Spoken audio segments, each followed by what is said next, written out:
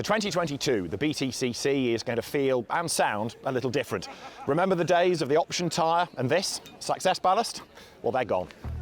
Instead, in comes hybrid technology as the championship enters a new era. The cars will have an EV element, and that hybrid technology is going to give drivers an extra element of power up to 15 seconds worth per racing lap, and that's going to be used now to shuffle the order, as once more the British Touring Car Championship is at the forefront of modern technology and the championship enters a whole new age. Alan, why have we gone hybrid? The answer is why not? Because the world around us is going electrification with road cars, either hybrid or full electric. So we've got to be reflective of what's happening in the world around us, and we've got to be relevant to what's happening. You can't deploy the hybrid until the car speed is 120 kilometres an hour, which is about 75 mile an hour in third gear. And there's lights come on the dashboard to tell the driver when they're up to that speed. If they try to press it before then, they can press it, but nothing will happen, and it'll cause a 2-second lockout before they can press it again. So they can't just come out of a corner and press, trying to get the hybrid working, because all they'll do is keep on delaying 2 seconds at a time, or just hold their finger on the button. They've got to use their brains and look at what's happening around them, look at the signals on the dashboard and then use it.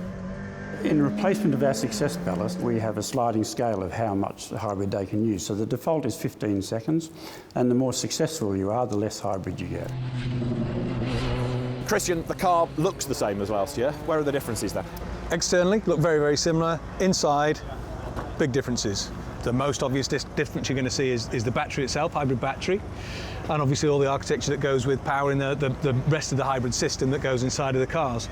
So in front of the hybrid battery, we've got the motor controller unit, and underneath the bonnet, we've got a electric motor that obviously drives the gearbox and delivers an extra up to 40 horsepower on tap at the touch of a button on the steering wheel. So the whole system, it comes in at around about 45 kilos. So it's quite a significant uplift in weight, and that obviously takes a lot of thinking about where you're going to place it in the car and get the weight, or optimise your weight distribution.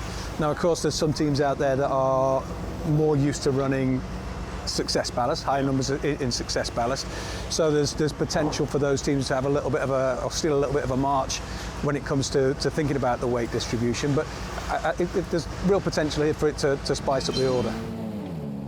Dan, talk me through the process then of getting the car out of the pit lane. Okay, so obviously now that system's changed, we have to leave the pits on EV power effectively. So to do that, we have to pull the car into first gear with our foot on the clutch. You then press the hybrid button once, we get a light on the dash to say the EV mode's active, and it's a little bit of a weird sensation. Your foot stays on the clutch and you add accelerator. So you accelerate out the pit lane, and then when you get to the end, you just dump the clutch. And that's it. Engine fires up, in theory, and away you go. There's a lot of tactics involved in it, and there are certain places where you can deploy it which will give you a much bigger benefit time-wise, and this is something we have to work with our engineers a lot before the start of the weekend, because we need to get on top of that. If you use it in the correct areas, it can gain you a lot of time. If you use it in the wrong areas, you can gain next to no time. Does it make your role as a driver more challenging? It's definitely more challenging.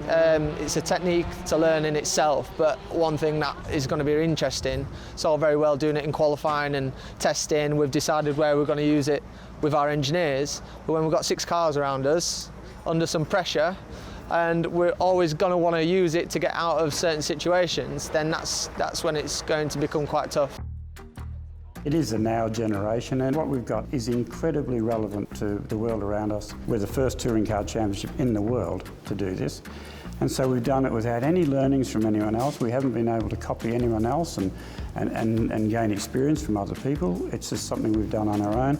We've chosen the hardest road, therefore, to take. But I'm proud that we've done that, because we've done that in other times through the history of the BTCC. We've led on the front foot, and I'm really proud of it. So the future is looking very bright. It's looking fantastic, and if you have a look at the quality of the cars and the drivers that we have out there, and the fact that we know what our future looks like for the next 5 years, it's looking fantastic.